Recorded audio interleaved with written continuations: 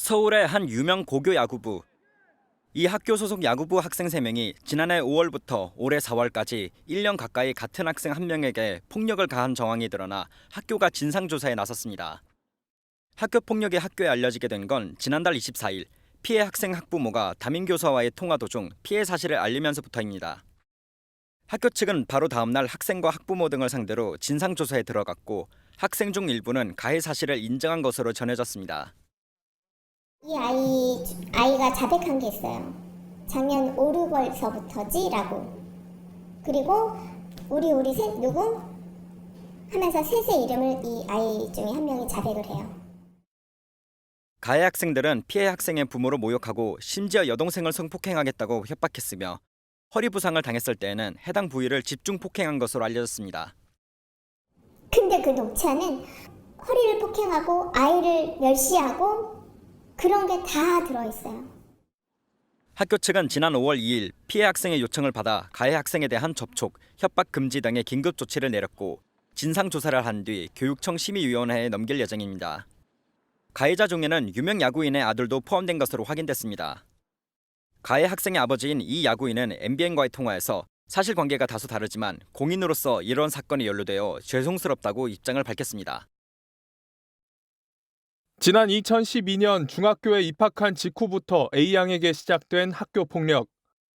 지속적인 폭언과 폭력에 전학을 갔는데 2015년 졸업 후 서울로 돌아와 고등학교에서도 악몽이 계속돼 결국 A양은 극단적인 선택을 했습니다. A양의 어머니는 가해자와 선생님, 교육청 등을 상대로 손해배상 청구 소송을 냈고 1심은 가해 학부모 1명에 대해서 5억 원의 배상 판결을 내렸습니다. 부분에 이르기까지 학교가 어떤 짓을 하고 가해자들이 어떤 짓을 했고 학교가 어떤 짓을 했는데 유족의 재판을 맡은 변호인은 이른바 조국 흑서 공동 저자로 알려진 권경애 변호사. 지난해 9월, 10월, 11월 등 3번의 항소심 변론 기일에 모두 불출석해 관련법에 따라 소송이 취하됐습니다. 결국 학부모 1명에 대한 배상 책임도 없다는 선고가 내려졌고 어머니는 거액의 소송 비용만 감당하게 됐습니다. 학교 폭력으로 자식이 된 엄마가 감당해야 될 이 고통과 짐들은 거기에 대해서는 아무도 관심 없어요. 이런 사실이 알려진 뒤 권 변호사는 9천만 원을 3년에 걸쳐 유족에게 갚겠다는 각서를 썼고 논란이 계속되자 MBN과의 통화에서 유족 측과 계속 대화하고 있다는 짧은 입장을 밝혔습니다. 대한변협 측은 성실 의무를 다하지 않은 권 변호사에게 책임을 물어 이르면 다음 주부터 징계 절차에 돌입하기로 했습니다. 쉬는 시간, 교실 뒷문에 한 학생이 서 있습니다. 다른 학생이 갑자기 이 학생의 머리를 잡고 벽에 붙이더니 다른 손으로 얼굴을 후려칩니다. 맞은 학생이 얼굴을 부여잡고 교실 옆 교무실로 들어갑니다. 경기도 의정부의 한 중학교에 다니던 학생이 평소 자신을 괴롭히던 동급생에게 폭행당하는 모습입니다. 피해 학생은 폭행을 당하고 벽에 부딪힌 충격으로 턱 2군데가 부러져 버리고 말았습니다. 2차례나 수술했는데 아직도 곳곳에 신경이 돌아오지 않고 있습니다. 턱이 부러져가지고 아예 먹지를 못하니까 몸무게도 7kg 이상이 빠졌거든요. 이제 그걸로 인해서 면역성도 계속 떨어져가지고 이제 자꾸 아프고. 학폭위 심의 결과 가해 학생은 중학교 최고 수위 징계인 강제 전학과 함께 피해 학생에게 접촉과 협박 등을 하지 못하도록 조치받았습니다. 그런데 얼마 뒤 중학교를 졸업하고 고등학교에 진학했는데 다시 학폭의 공포가 되살아났습니다. 다시는 마주치지 않길 바랬던 가해 학생이 바로 옆 고등학교에 배정된 겁니다. 두 곳은 특성화고와 일반고로 건물이 서로 붙어 있고 교문과 운동장은 물론 급식실까지 함께 쓰고 있습니다. 결국 우려했던 일이 벌어졌습니다. 최근 교문 앞에서 마주친 가해 학생이 피해 학생을 조롱하며 겁을 주고 사라졌습니다. 비웃고 때리는 신용을 했다고 하더라고요. 그 순간 나를 조롱하네. 또 때리면 어떡하지? 위협을 느꼈다고 하더라고요. 피해 학생의 학부모가 교육청은 물론 구민신문고에도 부당함을 호소했지만 돌아오는 답변은 모두 어쩔 수 없다는 말이었습니다. 가해 학생은 아직도 사과는커녕 치료비조차 주지 않고 있는 것으로 전해졌습니다. 두려움 속에 고교 생활을 시작한 피해 학생 측은 어쩔 수 없이 피해 보상을 위한 민사소송을 준비하고 있습니다. 학교 폭력 자체도 괴로운데 신고하고 그러니까 처분을 기다리는 그 과정도 고역이라고 들었습니다. 원래 피해 학생과 가해 학생을 즉시 분리하는 게 원칙 아닙니까? 네, 맞습니다. 학교장이 학교 폭력을 알게 되면 재량껏 출석 정지 등을 비롯해 일종의 긴급 조치를 할 수 있습니다. 네. 그러니까 피해 학생이 반대하지 않는 한 곧바로 가해 학생과 떼놓는 즉시 분리를 하는 건데 이게 최대 3일에 그칩니다. 네. 그런데 이마저도 당사자들이 학습권을 보장해달라고 이렇게 반발하는 민원을 넣거나 그럴 때는 자칫 적극 개입했을 때 교사 등이 법정에 서야 해서 부담스럽다는 게 현장 분위기입니다. 최대 3일, 그러니까 달랑 사흘뿐이라고요. 네. 학교 폭력 경중에 따라 물론 다르겠지만 피해 학생과 가해 학생을 만나는 것 자체가 고역 아니겠습니까? 네, 맞습니다. 그래서 절차를 보니까 통상 일단 학교 폭력이 발생하면 담당 교사가 이 당사자들을 부릅니다. 바로 해결될 수준이 아니면 학부모 면담을 하게 되는데요. 이때 상당수 학교장도 참석하면서 분리 조치를 하고 자체 해결에 나설 수 있습니다. 네. 그런데 여기서 만약 수습이 안 되면 교육청 관계장 등 이 외부위원들이 참석하는 학교 폭력 대책위원회가 소집되기 때문에 상당 시간 소요될 수 있는 겁니다. 그러면은 학폭위가 열리면 그다음부터는 좀 나아지는 겁니까? 일사천리로 좀 진행이 되는 건지. 네, 근데 그렇지 않습니다. 교육청 지침을 보면 학폭위는 학교장 요청으로부터 이게 3주 내에 열어야 하는데 상황에 따라 일주일 연장할 수 있거든요. 아유. 그런데 지난해 학폭위로 넘어간 심의 건수가 15,643건입니다. 이게 공휴일 없이 매일 42건을 처리해야 하는 꼴이다 보니 좀 많죠. 그래서 심의 기한을 지키지 못하는 게 약 40%에 달합니다. 그리고 특히 전국 17개 시도 교육청 가운데 서울에서는 10건 중 7건꼴로 학폭위가 제때 열리지 않는 것으로 조사됐습니다. 결국 피해 학생만 괴로울 수밖에 없는 구조인데요. 한번 들어봤습니다. 빨리 손을 틀고 싶은 느낌을 많이 받았어요. 저희들 말을 들어주고 이제 책임을 다 한 것처럼 이제 빠지는 그런 느낌이었고. 그러니까 학폭위를 열어줬으니까 뭐 이제 됐지 이런 식이라는 거네요. 네.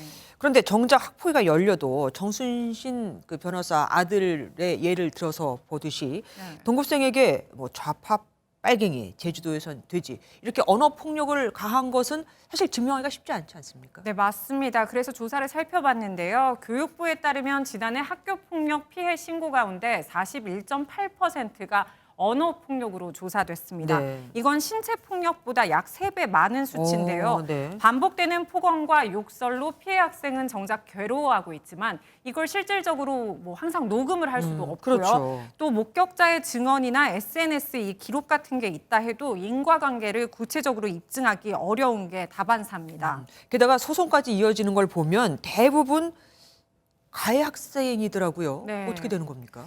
네, 사실 정순신 변호사 경우처럼 가해 학생 측이 학폭위 이 조치에 불복해서 행정소송까지 가는 경우도 드물지만 승소한 경우는 더욱이 5건 중 1건에 불과합니다. 네. 그럼에도 처분 확정을 늦춰서 입시 영향을 최소화하는 지연 전략을 쓰고 있는 건데요. 반면 피해 학생에게는 학교폭력 상처 회복 자체도 힘든데 이 소송전 자체가 2차 가해가 되고 또 들어가는 수고도 듭니다. 그래서 한번 들어봤습니다.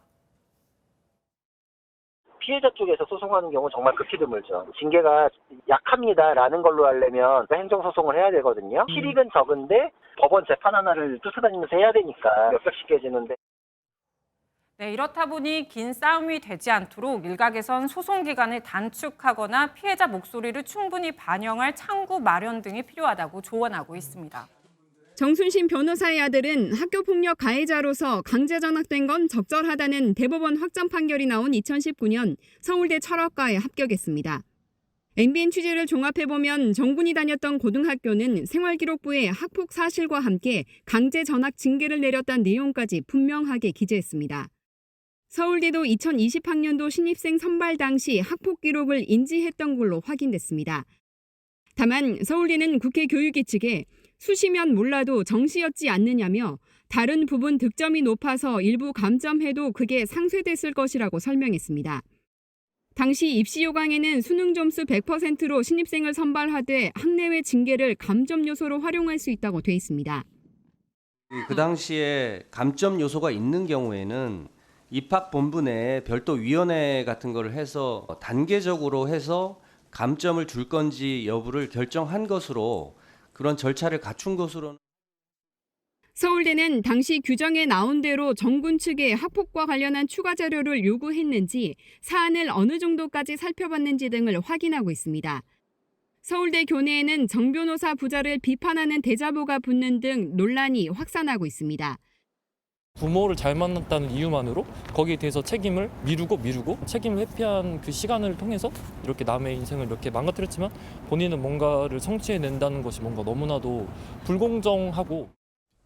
교육부는 학폭 가해자의 경우 정시, 수시와 상관없이 입시에 불이익이 가도록 하는 방안을 살펴보고 있습니다. 교육부 고위 관계자는 MBN과의 통화에서 다음 달 말에 발표할 학교폭력 근절 대책안에 대입 제도를 연계해서 할 수 있는 모든 방안을 검토하고 있다고 밝혔습니다. 학우들에게 피해다. 꼭 자식도 응분의 벌을 받길 바란다. 학폭 가해자인 정순신 변호사의 아들 정모 씨의 서울대 입학 사실이 알려지자 서울대생 커뮤니티 사이트가 분노로 들끓었습니다. 일단 학교폭력 가해자가 저희 학교에 입학했다는 사실 자체는 조금 같은 동문으로서 부끄럽지 않나라는. 정 씨는 지난 2020년 수능 100% 전형으로 서울대에 입학했는데 당시 학교 정시 모집 요강에는 학내외 징계가 감점 요인이라고 명시돼 있습니다. 하지만 정 씨가 감점을 받았다 해도 당락에 큰 영향을 받지 않았을 거라는 분석이 나옵니다. 몇 점을 감점할 수는 사실은 알 수 없는 거잖아요. 그래서는 실제로 수능에 영향을 미칠 정도의 감점 요소로 작용하지는 않았다라고 얘기할 수 있을 것 같습니다. 이와 관련해 서울대 측은 사실관계를 파악하고 있다며 말을 아꼈고 교육부는 뒤늦게 학교폭력 처분 등을 정시에 반영하는 방안을 검토하고 있습니다. 정시에는 대학마다 학생부 반영 여부를 좀 자율적으로 결정하도록 돼 있고, 그래서 현장에서 어떻게 하면 실효적으로 적용이 될 수 있을지 고민을 해봅니다. 교육부는 다음 달 말쯤 학교폭력 근절 대책을 발표할 예정입니다. 여중생 4명이 또래 여학생을 둘러싸고 얼굴을 때립니다. 이어 가슴 부위로 주먹을 날리자 피해 학생이 울음을 터뜨립니다. 하지만 가해 여학생들은 폭행을 멈추지 않고 재밌다는 듯이 조롱까지 합니다.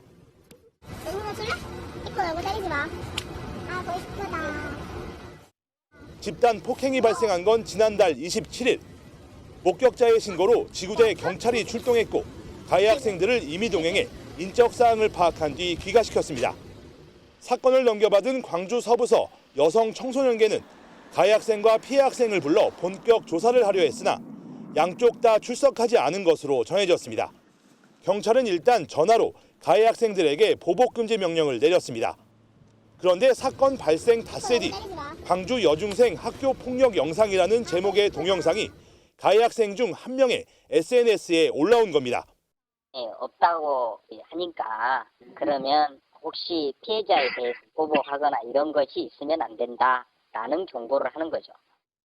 경찰은 동영상 공개로 2차 가해가 진행된 엄중한 학교 폭력으로 보고 본격 수사에 나섰습니다. 다만 가해 학생들이 형사 처벌을 받지 않는 촉법 소년에 해당하는지는 확인해주지 않았습니다.